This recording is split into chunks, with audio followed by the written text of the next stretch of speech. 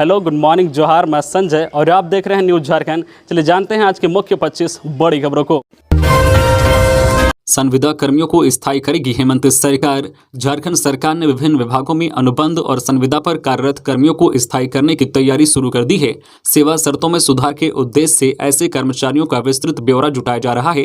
कार्मिक विभाग ने सभी विभागों को पत्र लिखकर उनके सभी कार्यालयों में अनुबंध और संविदा पर कार्यरत कर्मियों का ब्यौरा 15 दिनों के अंदर उपलब्ध कराने को कहा है। संभावना जताई जा रही है कि राजस्थान और उड़ीसा सरकार की तर्ज पर झारखंड सरकार भी संविदा कर्मियों को नियमित करने के उद्देश्य से संविदा भर्ती नियम 2023 लागू कर सकती है। विभिन्न विभागों द्वारा जारी रिपोर्ट की स्क्रीनिंग के जरिए ही सेवा शर्तों में एकरूपता लाई जाएगी ताकि उन्हें स्थायी बनाने पर विचार किया जा सके। राज्य सरकार अनुबंध और संविदा पर कार्यरत कर्मियों को स्थायी करने के साथ ही उनके लिए विशेष वेतन सुरक्षा, उम्र सीमा और सामाजिक सुरक्षा के लिए अन्य विकल्पों पर भी विचार कर रही है। सीएम हेमंत सोरेन ने पिछले साल 24 जून 2022 को ही कॉन्ट्रैक्ट कर्मियों को नियमित करने की बात कही थी।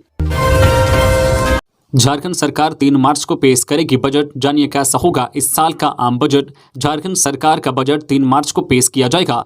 नए वित्त वर्ष 2023-24 के लिए बजट बनाने की तैयारी शुरू हो गई है। इस साल आम लोगों की जीवन स्तर उठाने के लिए राज्य सरकार कई सौगात के साथ बजट पेश करने की तैयारी कर रही है। जानकारी के मुताबिक बजट सत्र 2024 में होने वाले चुनाव की झलक देखने को मिलेगी। गरीबी हटाने और बेरोजगारी को कम करने के लिए राज्य सरकार बजट में कई प्रावधान करने जा रही है। बजट को लेकर आम लोगों से सुझाव भी मांगा गया है। मुख्यमंत्री हेमंत सोरेन ने बजट पोर्टल और मोबाइल ऐप का पिछले दिनों उद्घाटन कर झारखंड के आम नागरिकों से बजट 2023-24 से संबंधित सुझाव मांगा है। वित्त विभाग के द्वारा ऑनलाइन मांगे गए सुझाव के बाद 25 जनवरी को समाज के प्रबुद्ध नागरिकों के साथ सीधा संवाद आयोजित कर सरकार बजट से संबंधित सुझाव लेने का काम करेगी। इसके अलावा बजट को लेकर सभी विभागों से प्रस्ताव मांगा गया है।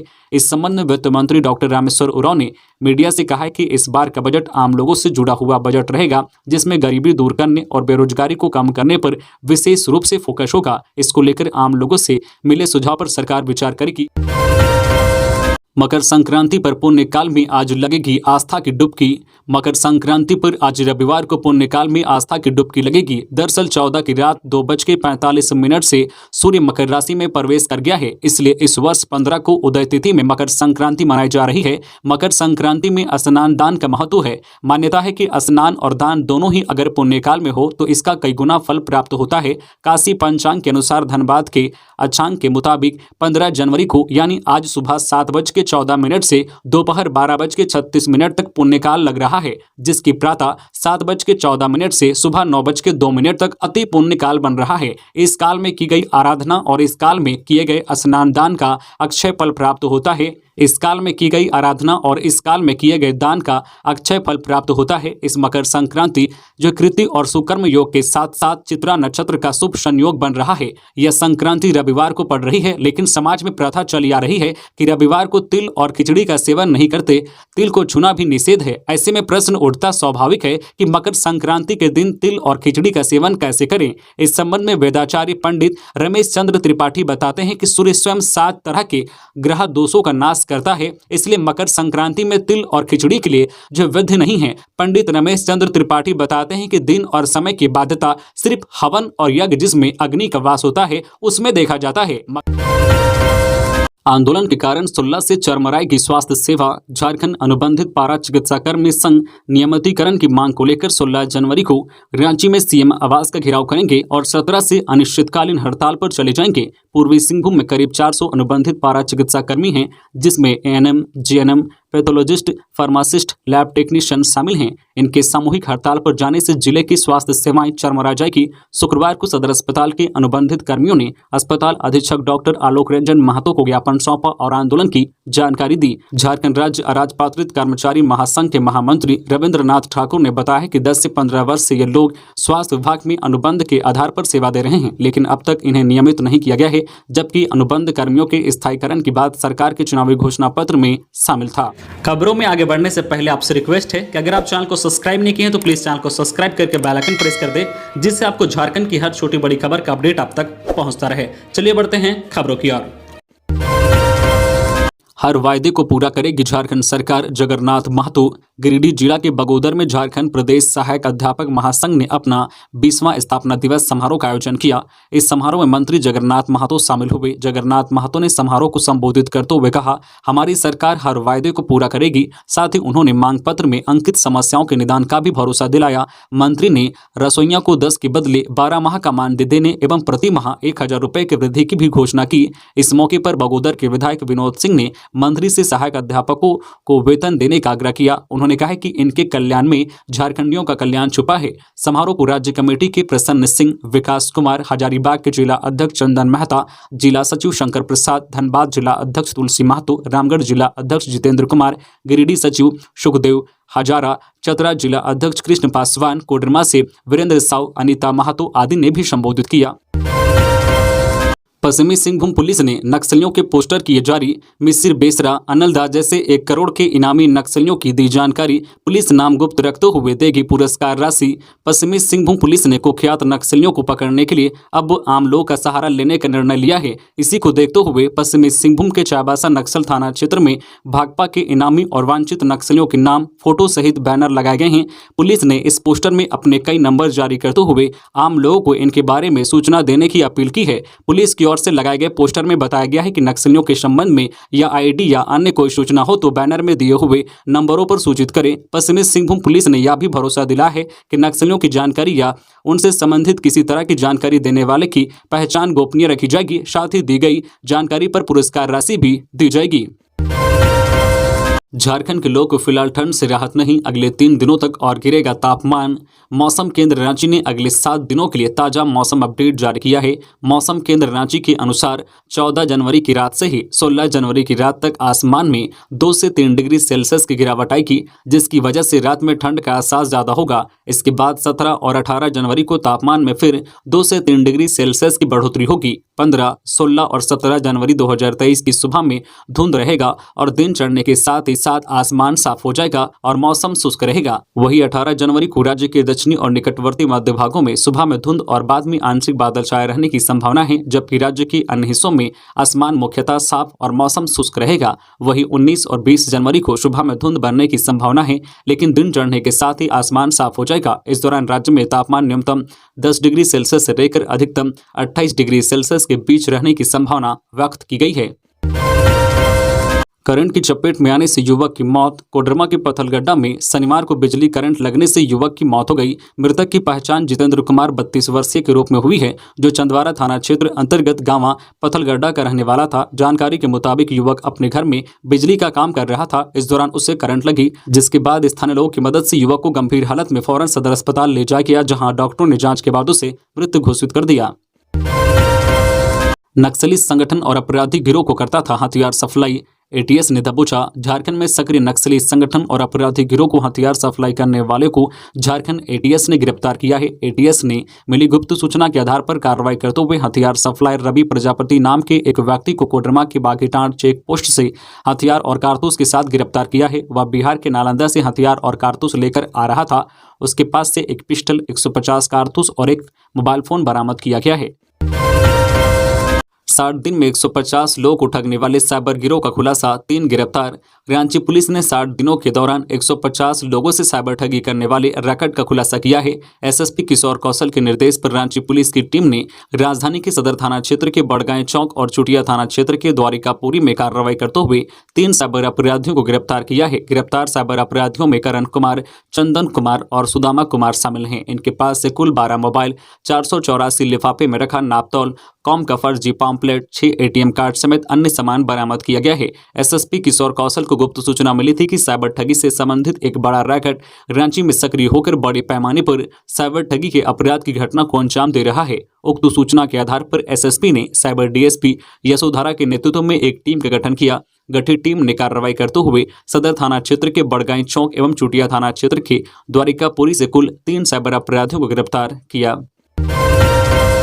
नमो पतंग महोत्सव। सांसद संजय सेठ ने मकर संक्रांति पर रांची के मोरहाबादी मैदान में बच्चों के साथ पतंगबाजी का उठाया आनंद। राजधानी रांची के ऐतिहासिक मोरहाबादी मैदान में मकर संक्रांति के अवसर पर नमो पतंग महोत्सव का आयोजन किया गया। इस पतंग महोत्सव में सांसद संजय सेठ उपस्थित रहे। पतंग महोत्सव के मौके पर आयोजकों के द्वारा मुख्य रूप से भारतीय संस्कृति के त्योहारों की प्रासंगिकता के बारे में बताया गया। पतंग महोत्सव का आयोजन विगत 12 वर्षों से किया जा रहा है। पतंग महोत्सव में छोटे छोटे गरीब तबके के बच्चों को पतंग का वितरण भी किया गया। इस अवसर पर सांसद संजय सेठ के साथ रांची के विभिन्न इलाकों से आए बच्चों के साथ परिवार के लोग भी पतंगबाजी का भरपूर आनंद उठाया। इस नमो पतंग महोत्सव में उपस्थित सांसद संजय सेठ ने कहा कि हमें निरंतर पतंग की भांति मानव जीवन काल में ऊंचाई की ओर अग्रसर होते रहना चाहिए। रांची के 51 केंद्रों पर आज लगेगा टीका। जिले में रविवार को 51 केंद्रों पर कोरोना संक्रमण से बचाव का टीका लगाया जाएगा। इसमें शहरी क्षेत्र के 42 और ग्रामीण क्षेत्र के 9 टीकाकरण केंद्र शामिल हैं। बता दें कि अभी सभी केंद्रों में सिर्फ कोवैक्सीन का टीका ही लगाया जा रहा है। धनबाद में मकर संक्रांति पर बराकर नदी में उमड़ी भक्तों की भीड़। धनबाद जिले के टुंडी प्रखंड अंतर्गत ठेठाटान में बराकर नदी किनारे बाबा नंदा महादेव के मंदिर में शनिवार सुबह से ही मकर संक्रांति के अवसर पर भक्तों की भीड़ रही। भक्त बराकर नदी में स्नान कर बाबा नंदा महादेव के मंदिर में पूजा अर्चना किए। परंपरागत रूप से मकर संक्रांति 14 जनवरी को ही मनाते चले आ रहे हैं, जबकि अधिकांश लोग आज रविवार को मनाएंगे। ट्रेलर की चपेट में आने से युवक की मौत, 20 घंटे सड़क जाम, 2.5 किलोमीटर तक लंबी वाहनों की कतार। हजारीबाग के बड़का गांव टंडवा रोड स्थित राजा बागी के पास शुक्रवार की देर रात एनटीपीसी के ट्रेलर की चपेट में आने से मोटरसाइकिल सवार भोला महतो पिता स्वर्गीय छोटू महतो की मौत हो गई। मृतक बड़का गांव की सिकरी पंचायत के ग्राम चमगढ़ा निवासी था। घटना के विरोध में लोगों ने चमगढ़ा चौक जाम कर दिया था। करीब 20 घंटे तक सड़क जाम रहा। इसमें वाहनों की लंबी कतार लग गई। मृतक अपने पीछे पत्नी सरस्वती देवी, 2 पुत्र, 1 पुत्री, एक वृद्ध माता को छोड़ गया। वह घर का अकेला कमाने वाला व्यक्ति था। घायल पर नजर पड़ते ही काफिला रोक गाड़ी से उतर गए मंत्री, निजी एम्बुलेंस से भेजा अस्पताल।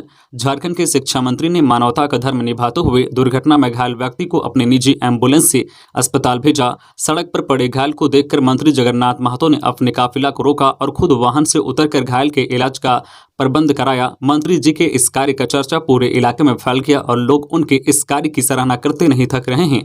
दरअसल डुमरी विधायक सह सूबे के शिक्षा मंत्री जगन्नाथ महतो एक कार्यक्रम में भाग लेने बगोदर जा रहे थे। वह अपनी आवास डुमरी के भंडारीदाह से निकलकर डुमरी के केबी हाई स्कूल के समीप NH-19 से गुजर रहे थे। तभी उनकी नजर सड़क पर पड़े एक घायल पर पड़ी। फौरन मंत्री ने अपने ड्राइवर को गाड़ी रोकने को कहा और वाहन से उतर गए। अचानक मंत्री की गाड़ी रुकते ही काफिला में चल रहे सभी लोग आवाक रह गए। मंत्री जी वाहन से उतरने के बाद सड़क पर घायल के पास पहुंचे, जिसके बाद फौरन अपने निजी एम्बुलेंस को बुलवाकर घायल को इलाज के लिए डुमरी रेफरल अस्पताल भेजा, जहां उसका इलाज चल रहा है और अब खतरे से बाहर बताया जा रहा है। घटना शनिवार शाम की बताई जा रही है। मौसम विज्ञान केंद्र रांची को मिलेगा उत्कृष्ट अवार्ड। झारखंड के लिए यह बड़ी गर्व की बात है कि पूरे देश भर में मौसम विज्ञान केंद्र रांची को उत्कृष्ट अवार्ड मिलने जा रहा है। ये उत्कृष्ट अवार्ड वन एवं पर्यावरण मंत्री के हाथों दिल्ली में मिलने जा रहा है। कहा जा रहा है कि मौसम विज्ञान केंद्र रांची पिछले 1 साल में राज्य के मौसम की कई सटीक भविष्यवाणी की है, जिसे देखते हुए ये उत्कृष्ट अवार्ड दिया जा रहा है। मौसम वैज्ञानिक अभिषेक आनंद ने ये अवार्ड ग्रहण करेंगे। बता दें कि मौसम के पूर्व अनुमान का सीधा कनेक्शन खेती से है। मौसम खेती को प्रभावित करने वाला सबसे अहम कारक माना जाता है। पूर्व केंद्रीय मंत्री शरद यादव के निधन पर शोक सभा आयोजित। राजद के प्रधान कार्यालय बोकारो में प्रखर समाजवादी नेता पूर्व केंद्रीय मंत्री शरद यादव के निधन पर शनिवार को एक शोक सभा आयोजित की गई। नेताओं ने उनकी तस्वीर पर पुष्पांजलि अर्पित की और मौन रहकर उनकी आत्मा की शांति के लिए ईश्वर से प्रार्थना किया। नक्सलियों को मुख्यधारा में वापस लाने की कयावत तेज, सरेंडर नीति का लाभ लेने की अपील। पश्चिमी सिंहभूम में लगातार आईईडी ब्लास्ट होने से पुलिस पूरी तरह से सतर्क हो गई है। टोंटो क्षेत्र में जिस तरह से नक्सलियों ने तांडव मचाया है, उससे पुलिस काफी परेशान हो गई है। पुलिस अब सर्च अभियान के बाद मुठभेड़ की रणनीति बना रही है। हालांकि सरकार की सरेंडर पॉलिसी को धरातल पर लाकर नक्सलियों से सरेंडर करने की अपील की जा रही है। एसपी आशुतोष शेखर ने नक्सलियों से सरेंडर पॉलिसी का फायदा उठाते हुए मुख्यधारा में वापस आने की अपील की है। उन्होंने कहा कि नक्सली हिंसा छोड़कर सामाजिक मुख्यधारा में वापस लौटे ताकि एक बेहतर भविष्य का निर्माण हो सके। सरेंडर पॉलिसी में सरकार की ओर से कई तरह का लाभ दिया जा रहा है। इसमें पेंशन से लेकर बच्चों के रहने, पालन पोषण, शिक्षा इत्यादि की सुविधा। पश्चिमी सिंहभूम में भाकपा माओवादी के शीर्ष नेता केंद्रीय कमेटी सदस्य मिसिर बेसरा व अजय महतो उर्फ जो है बुद्धराम के सक्रिय होने की आशंका जताई जा रही है। पूजा सिंघल ने राम विनोद सिन्हा को पहुंचाया था फायदा। ईडी निलंबित आईएएस पूजा सिंघल के संबंध में प्रवर्तन निदेशालय ने राज्य सरकार को विस्तृत रिपोर्ट भेजी थी। मामले में बताया गया था कि कैसे पूजा सिंघल अपने ओहदे में रहते हुए राम विनोद सिन्हा को फायदा पहुंचाया था और उस पैसे की मनी लॉन्ड्रिंग कैसे की थी। ईडी ने राज्य सरकार को जानकारी दी थी कि पूजा सिंघल कुंटी जिले में मनरेगा योजना के तहत बड़े पैमाने पर गड़बड़ी की थी। पड़ताल से पता चला था कि फंड की मंजूरी के संबंध में राम विनोद सिन्हा और दूसरे इंजीनियरों की ओर से पूजा सिंघल आईएएस को भुगतान किया गया था, जो उस समय कुंटी जिले की उपायुक्त थी, जिसमें 18 करोड़ 6 लाख के घोलमेल से जुड़ा मामला था। आरोपियों में पूजा सिंघल और उनके पति अभिषेक झा ने भी गड़बड़ी की थी। ईडी ने बताया है कि सीए सुमन कुमार को पूजा सिंघल की ओर से अवैध धन की वसूली में शामिल पाया गया था। पुलिस ने कसा शिकंजा, 40 बोतल अवैध शराब जब्त, तस्कर गिरफ्तार। देवघर जिला पुलिस और उत्पाद विभाग की टीम ने नकली और अवैध शराब के कारोबारियों पर नकेल कसने के लिए लगातार अभियान चला रही है। इसी कड़ी में सारण थाना क्षेत्र के गजियाटी में टीम ने छापेमारी कर 40 बोतल अवैध विदेशी शराब जब्त किया। इसी के साथ ही एक शराब तस्कर को भी गिरफ्तार किया। वहीं पुलिस की इस कार्रवाई के बाद अवैध शराब कारोबारियों में हड़कंप मच गया। हजारीबाग के प्रसिद्ध सूर्यकुंड मेले का केंद्रीय शिक्षा राज्य मंत्री अन्नपूर्णा देवी ने किया उद्घाटन। छोटा नागपुर के विख्यात धार्मिक पर्यटन स्थल सूर्यकुंड मेले का शनिवार को शुभारंभ किया गया। उद्घाटन मुख्य अतिथि केंद्रीय शिक्षा राज्य मंत्री सह कोडरमा सांसद अन्नपूर्णा देवी एवं बरकट्टा विधायक अमित कुमार यादव ने किया। मौके पर जीप सदस्य किशुन यादव, जीप सदस्य प्रेरणा प्रिया, कुमकुम देवी, प्रमुख रेणु देवी, मुखिया ललित देवी, प्रखंड बेसूत्री अध्यक्ष प्रदीप कुमार प्रसाद मौजूद थे। मंत्री अन्नपूर्णा देवी ने कहा कि मकर संक्रांति काफी शुभ दिन है, जब धार्मिक पर्यटन स्थल सूर्यकुंड में मेले का उद्घाटन करने का अवसर मिला। सूर्यकुंड मेला का स्वरूप आज काफी बदला है, आगे चलकर यह और विकसित होगा। यह मुझे पूर्ण विश्वास है कि विश्व के मानचित्र पर सूर्यकुंड का स्थान है। मकर संक्रांति के मौके पर 14 से 30 जनवरी तक सूर्यकुंड मेले का आयोजन किया जाता है। मेला हमें एक साथ मिलकर आगे बढ़ने की प्रेरणा देता है। चंद्र प्रकाश चौधरी। रामगढ़ के चित्रपुर प्रखंड के मायल स्थित दामोदर नदी तट पर शनिवार को लाखों लता मेला सह सांस्कृतिक आयोजन किया गया। मेला का उद्घाटन मुख्य अतिथि गिरिडीह के सांसद चंद्र प्रकाश चौधरी, विशिष्ट अतिथि जीप अध्यक्ष प्रतिनिधि गोपाल चौधरी, आसू नेता अमृतलाल मुंडा और बिहारी चौधरी ने संयुक्त रूप से फीता काटकर किया। मौके पर चंद्र प्रकाश चौधरी ने कहा कि मेला हमें एक साथ मिलकर आगे बढ़ने की प्रेरणा देता है। इसके साथ ही सांस्कृतिक कार्यक्रम से लोग मनोरंजन का भी लुत्फ उठाते हैं। ऐसे कार्यक्रमों से स्थानीय संस्कृति को बढ़ावा मिलता है। साथ ही सांसद ने कहा कि स्थानीय कलाकारों को प्रोत्साहित करने और अपनी संस्कृति को बचाए रखने पर जोर दिया।